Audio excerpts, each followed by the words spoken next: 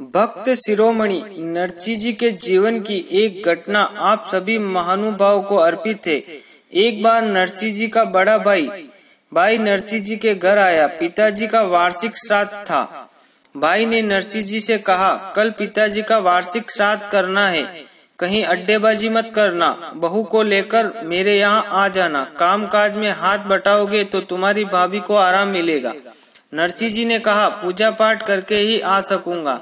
इतना सुनना था कि भाई उखड़ गए और बोले, जिंदगी भर बस यही सब करते रहना। जिसकी गृहस्थी भिक्षा से चलती है उसकी सहायता की मुझे जरूरत नहीं है। तुम्हारे पिता का श्राद्ध है, अपने घर पर ही अपने हिसाब से कर लेना।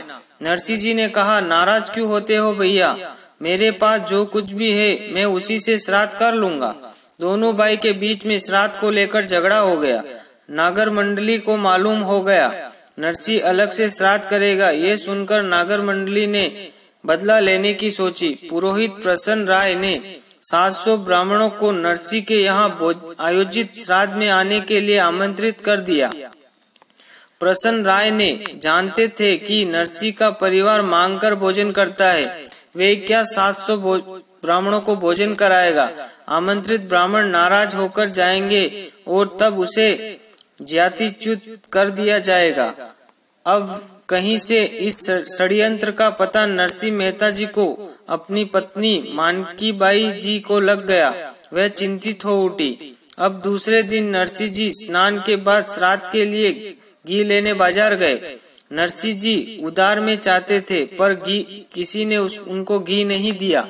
अंत में एक दुकानदार राजी हो गया पर शर्त ये रखी कि नरसी को भजन सुनाना पड़ेगा। बस फिर क्या था, मनपसंद काम और उसके बदले घी मिलेगा। ये तो आनंद हो गया। अब हुआ ये, नरसी जी भगवान का भजन सुनाने में इतने तल्लीन हो गए, ध्यान ही नहीं रहा कि घर पर श्राद्ध है। मित्रों, ये घटना सभी के सामने हुई है और आज भी कई जगह ऐसी घटनाएं प्रभु करते हैं। ऐसा कुछ अनुभव है, ऐसे लोग हैं इस पावन धरा पर। तो आइए कथा को आगे लेकर चलते हैं। अब नरसी मेहता जी गाते गए, उधर नरसी के रूप में भगवान श्री कृष्ण श्राद्ध कराते रहे। यानी कि दुकानदार के यहाँ नरसी जी भजन गा रहे थे और वहाँ श्राद्ध कृष्ण भगवान नरसी के भेष में करवा रहे थे। जय हो, वहाँ प्रभु क्या माया है, अद्भुत। भक्त के सम्मान की रक्षा को स्वयं भेष धर लिए। वो कहते हैं न कि अपना मान भले टल जाए, भक्त का मान न टलते देखा। प्रबल प्रेम के पाले पड़कर प्रभु को नियम बदलते देखा। अपना मान भले टल जाए, भक्त मान नहीं टलते देखा।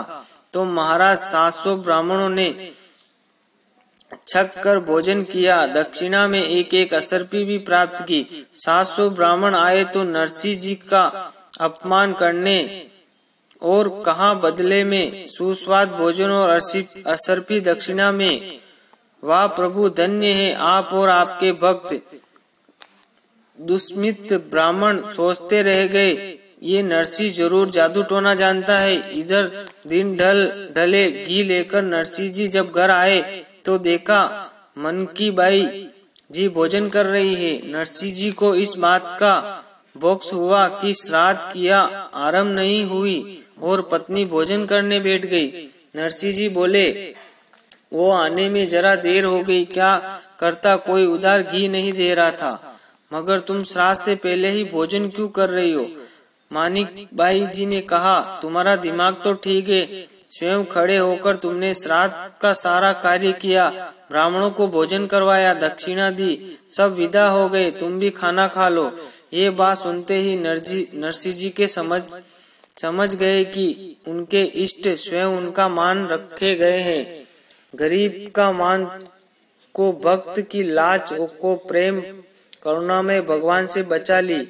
मन भर कर गाते रहे, कृष्ण जी कृष्ण जी कृष्ण जी, कहे तो उठो रे प्राणी, कृष्ण जी नाम बिना जे बोलो तो मिथ्या रे वाणी। भक्त के मन में अगर सचमुच समर्पण का भाव हो तो भगवान स्वयं ही उपस्थित हो जाते हैं। सांवरा सेठ की जय। श्री कृष्ण भक्त शिरोमणि श्री संत नरसिंह मेहता की जय। हर हर महादेव।